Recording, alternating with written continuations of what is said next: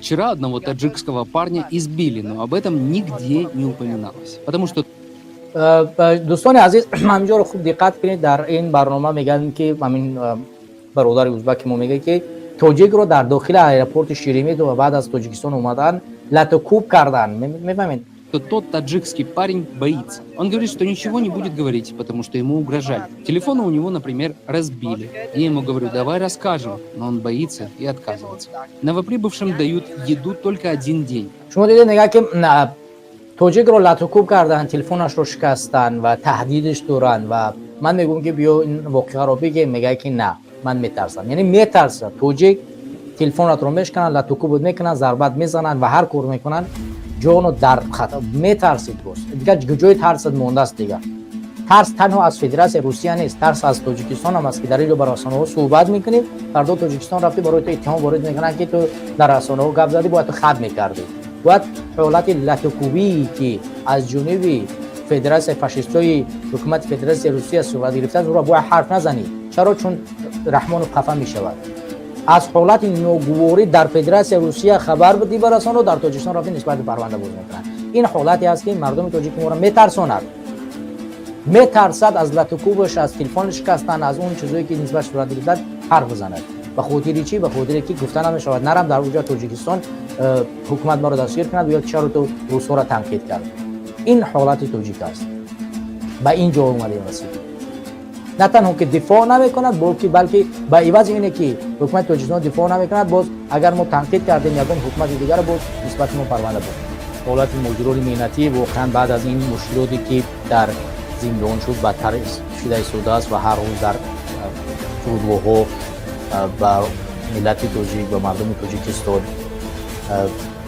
زجر میتیان، عذاب میتیان، شکنجه میکنن، لطوکوب میکنن، ولی هیچ کسی آماده دفاع کردن از حق تاجیک نیست و حتی همین اشخاصی که در اونجا ظلم میشوند، ستم میشوند، باز هم میترسن که بر عوض اینه که موضوع از این ستم و ظلم در کجای دیگه باز هم نسبت ما پرونده باز میکنن در تاجیکستان و مشکلات بیشتری بالاشون پیش میاد. این باعث میگردد که اونها خاموشی را اختیار کنن، انتخاب کنن و حرف توجیه به همین قضیه نزنن. البته برادران و خواهران عزیز گرامی، اگر که ما نگاه کنیم قضیه از اینجا سرچشمه میگیرد که مردم ما یک مردمی هست که بیشتر حالت گوش میکنند حرف پدر مادرشون و حرف پدر مادر که از همون کودکی بچم خاموش باش، خب کن، گپ نزن، دم تا بگیر. این باعث میگردد که وقتی که ما میایم در خارج کشور با ما ظلم کرده میشود، ستم کرده میشود، ما در همون حالت خاموشی قرار میگیریم به خاطر که در کودکی برای ما پدر مادر نگفتن که بچم چی میخوای، چی گپ زنی، چی داری. در هر سوالی ما جواب باید میگفتن، نگفتن.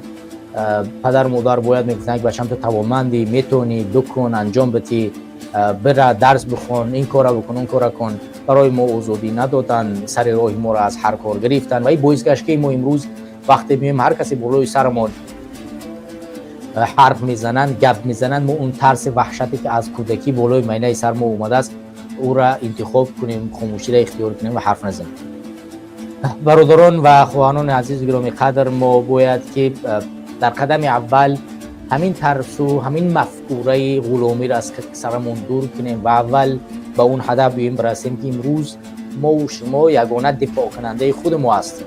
اگر ما از خودمون دفاع نکردیم کسی از ما و شما دفاع نمیکنند. ما دیدیم که حکومت در عوض اینی که دفاع کند میبره زندان میکنن، یعنی دفاع نمیکنن، یعنی باز میبره زندان میکنن. پس دفاعگر هر کس خودش هست. بزرگانی به مانند کرامت شریف، خدا رحمتش کند، عمر علی قوت، خدا رحمتش کند، عزت امان و دهها بزرگ دیگری که خواستن خدمت کنند در این راه، شما قدرشان را ندانستیم، ما قدرشان را ندانستیم و این باعث گشت که آنها زندان شوند، کشته شوند یا اینکه در این راه عمرشان از دست بدن.